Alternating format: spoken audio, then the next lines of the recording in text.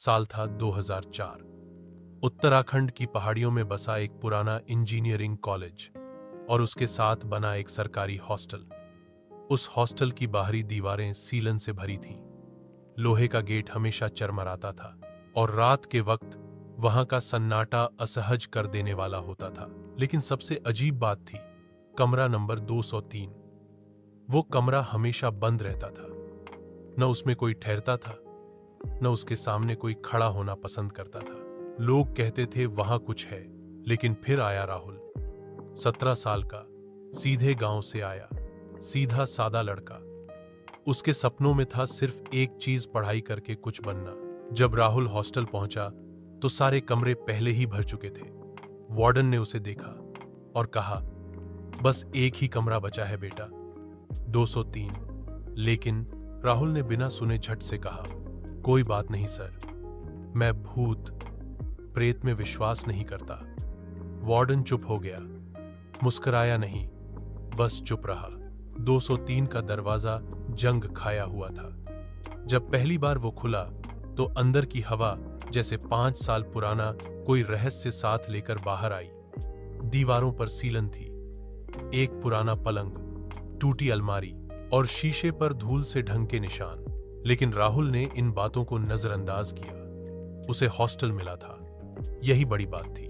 शुरुआत के 2 दिन सामान्य रहे, लेकिन तीसरी रात कुछ बदलने लगा।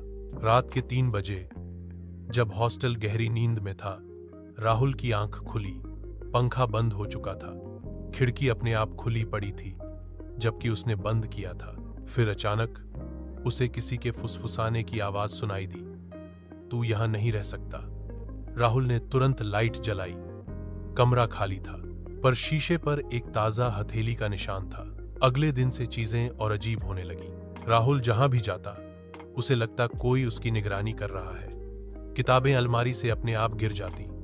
बिस्तर पर लेटे अचानक ठंडी हवा का झोंका उसके कान के पास से गुजरता।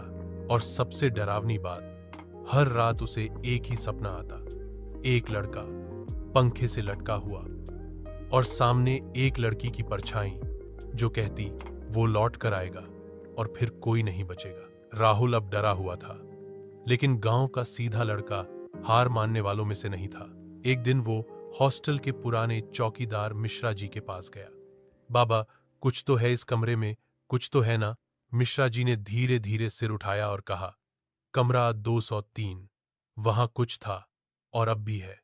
साल 1997 में एक लड़का यहां रहता था, अनिकेत। सीधा, होशियार मगर भावुक।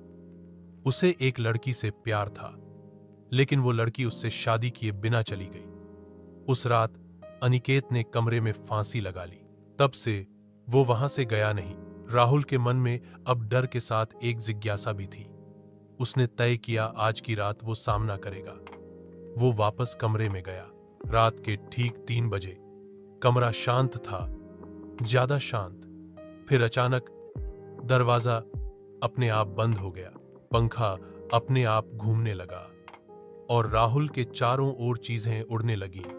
किताबें, बोतलें, बैग। दीवार से खून जैसा कोई तरल बहने लगा। शीशे पर किसी ने लिखा, अब तू मेरा है।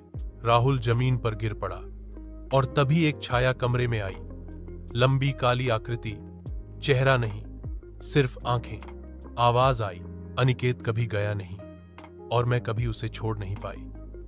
अब तुम भी यही रहोगे, हमारे साथ, हमेशा के लिए। राहुल की चीख सुनकर हॉस्टल के लड़के भाग कर आए। दरवाजा तोड़ा गया। अंदर राहुल बेसुध पड़ा था। दीवार पर खून से एक वाक्य लिखा था, अब ये कमरा मेरा है। उस दिन के बाद कमरा 2003 को हमेशा के लिए सील कर दिया गया। राहुल वापस गांव चला गया। वो आज भी जिंदा है, लेकिन कभी कभी अचानक वो खुद से बात करने लगता है। शीशे में झांकता है और चुपचाप कहता है, मैं अब अकेला नहीं हूं।